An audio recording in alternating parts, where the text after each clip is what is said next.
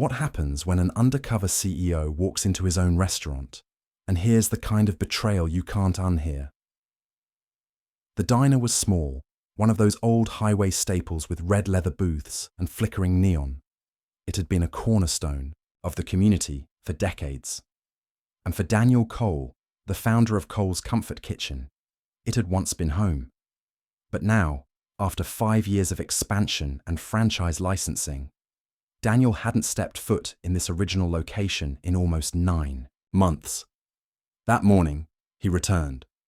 Not in a luxury SUV, not with a corporate entourage, but wearing a plain hoodie, worn jeans, and a ball cap pulled low over his eyes.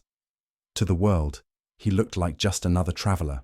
To himself, he was a man on a mission. Daniel had received an anonymous letter 2 weeks earlier. It wasn't typed. It wasn't signed. If you care about this place, come back, quietly. Watch how they treat the people who can't fight back. That was it. He couldn't ignore it. So he did what few CEOs ever would. He parked across the street, walked in through the front door, and ordered a sandwich. Turkey melt. No tomato. Coffee, black. The cashier didn't recognize him. That was perfect. He picked the corner booth, the one with the squeaky seat he never got around to fixing. It still squeaked. Some things never changed, but what he was about to hear would change everything. Just as his sandwich arrived, 2 young cashiers, Logan and Brady, slipped behind the register and started whispering.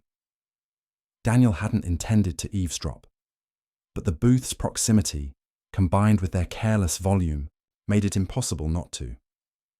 Seriously, if I have to deal with that freak of a dishwasher one more day. I know, he's so damn slow. Did you see the mess he left yesterday? Dude, he doesn't even speak, just mumbles to himself, like a weirdo. Daniel's fork paused mid-air. I bet he's not even legal. Who hires people like that? Apparently someone who doesn't care about how this place looks anymore. They laughed under their breath. Daniel turned slightly, pretending to stir his coffee. From his angle, he caught sight of the man they were talking about.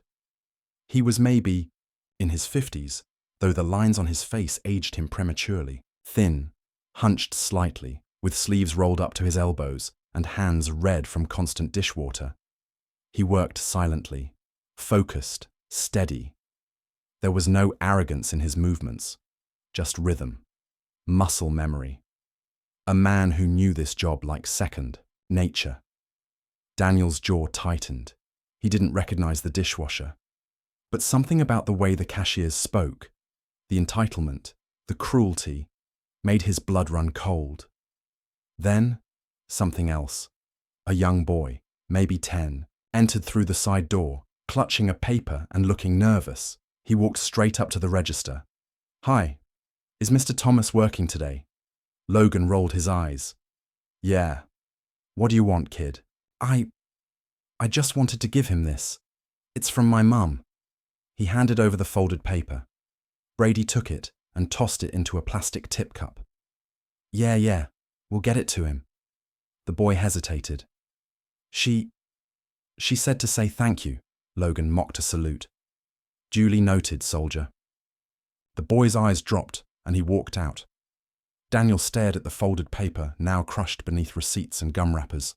Whatever it was, it meant something, and whatever was happening here, between the man they mocked, the kid with the letter, and the whispers, he wasn't just going to sit back and finish his sandwich. He came here for answers. And now, he was staying for the truth. After finishing his coffee, Daniel Cole waited until both cashiers left the counter to head into the back. Then he stood, walked calmly to the register, and plucked the folded paper from the plastic tip cup. He didn't open it right away. Instead, he slid it into his pocket and stepped outside into the crisp morning air. He stood on the curb, cars buzzing past, and unfolded the paper with care. The handwriting was messy but heartfelt. Thank you for helping my mum. She said you didn't have to, but you did. She said you gave her hours when no one else would. We're okay now. She says we eat because of you. Eli Daniel stared at the note.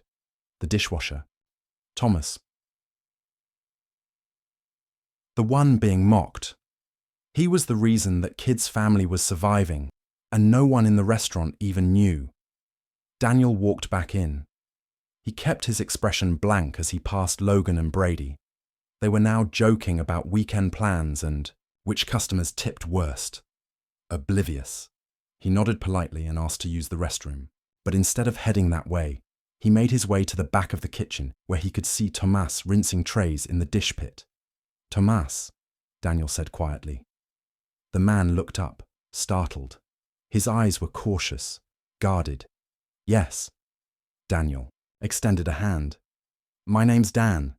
Tomas dried his hand on his apron before shaking it, hesitant. I clean here." "I know," Daniel replied. "And from what I hear, you do more than that." Tomas blinked. "I don't understand." Daniel pulled out the letter. "This is from a boy named Eli. Ring a bell." Tomas's face froze. His eyes shimmered. And for a moment, he looked like he might cry. "That's my neighbor's son," he whispered. "Her husband left last year. She had no job. I asked the manager to give her a shift. He refused, so I gave her half of mine." Daniel's heart clenched. "And you didn't tell anyone?" Thomas shrugged. "Didn't think it mattered. I was just trying to help." Daniel stood there for a moment. The sound of running water filled the silence between them. Then he said, "Can you meet me here tomorrow morning, before opening?" Tomas nodded slowly.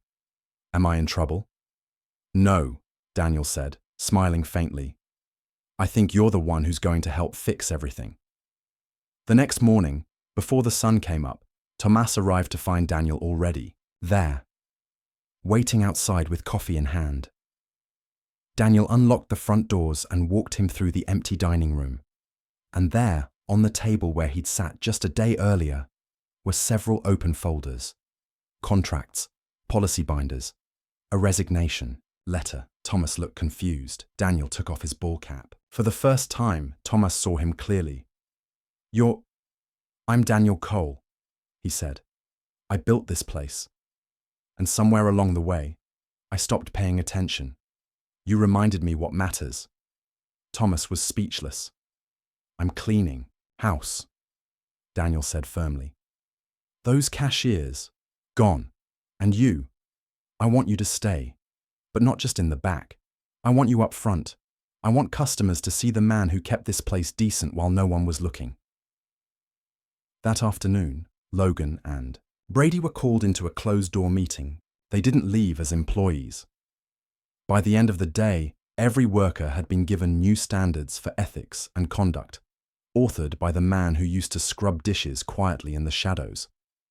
Thomas never asked for praise, but now everyone looked at him differently, because when the truth comes out, it changes more than just perception, it changes culture. By the following Monday, the staff at Cole's Comfort Kitchen walked in to find laminated notices pinned to the break room wall. At first glance, it looked like another corporate bulletin. Bland fonts, policy updates, maybe a dress code reminder. But then they read the first line, effective immediately. "Our team values kindness, integrity, and community. Anything less has no place here." Beneath it was a list of new core principles titled The Thomas Code. There was no explanation, no video memo from the CEO, no press announcement, just a single printed photo taped beside the notice. Thomas, standing behind the counter, smile soft, apron tied, and underneath it, "Dignity belongs at the front, not the back." Daniel Cole wasn't trying to make a statement. He was correcting a course, one that had quietly drifted off track. He spent the week at the diner, not in a corner booth, not holding meetings, but beside the prep line, helping run orders and wipe down counters. He listened, he watched, he asked names. And slowly, the staff began to realize this wasn't a PR stunt. It was a reset. Thomas began shadowing the front-of-house team. At first, he barely spoke. But when customers saw his name, tag, something strange started happening. They recognized him. "Hey, Weren't you the guy who... Did you really help that family? Tomas would smile quietly and nod. I just do my job, he'd say. But Daniel knew better. He wasn't just doing a job. He was rewriting the entire story of what leadership could look like in a place like this. Then came the lunch rush that changed everything. A woman walked in with a young boy, Eli, the same boy who had brought the note. Tomas was at the host stand, fidgeting with the seating chart. When he looked up and saw them, he froze. The woman smiled. I hope this isn't awkward, she said. But Eli's been begging to come meet you properly. Tomas wiped his hands on his apron. You didn't have to do that, he murmured. The woman nodded. But we wanted to. You changed our life. Eli walked forward and reached into his jacket. He pulled out a small framed drawing. It showed a man in an apron, standing under a big sign that said, Hero. Eli whispered, Mum said we'd be homeless if it weren't for you. Tomas crouched, swallowing hard. I just shared what I had. And that, Daniel said, approaching from the kitchen, is what a real leader does. Later that night, Daniel called an all-hands meeting, not just for the staff at this location, but streamed live to every Coles franchise across the country. He stood in front of the camera wearing no blazer, no script, no prepared lines, just truth. I started this business with the dream of serving good food to good people, but somewhere along the way, I forgot that the people serving it are just as important as the ones ordering it. He paused, then gestured off screen. Tomas stepped into view. This man reminded me that integrity doesn't wear titles, and dignity doesn't hide in the dish pit. The feed ended. The chat flooded with clapping emojis, heart reactions, and employee messages from all over the country. Tomas is a legend. I want to be the Tomas of my store. Thank you for seeing what matters. The following month at Coles Comfort Kitchen wasn't just busy. It was alive. Something had shifted in the atmosphere. You could feel it in the way customers lingered longer, the way employees helped each other without being asked, the way people smiled not because they were told to, but because they wanted to. The diner that once felt tired now felt like home, again. But more than that, it felt seen. At the center of it all was Tomas. Still soft-spoken, still showing up early, still staying late, but now he had a title. Hospitality Integrity Leader. Daniel created the position specifically for him, not just for optics, but as a permanent fixture in every store from that day forward. Every franchise was now required to appoint someone like Tomas, someone chosen not for their title, but for their heart. He traveled to 3 other branches in the next month, quietly. No fanfare, just to listen to dishwashers, janitors, cashiers, the ones who were usually invisible. And in every city, he found someone like him, someone who gave more than they got, someone who needed to know they mattered. Daniel called it Project Dignity, and it all started with a whisper behind the counter and a boy's thank you note. 2 months later, Coles hosted its first ever National Staff Appreciation Dinner.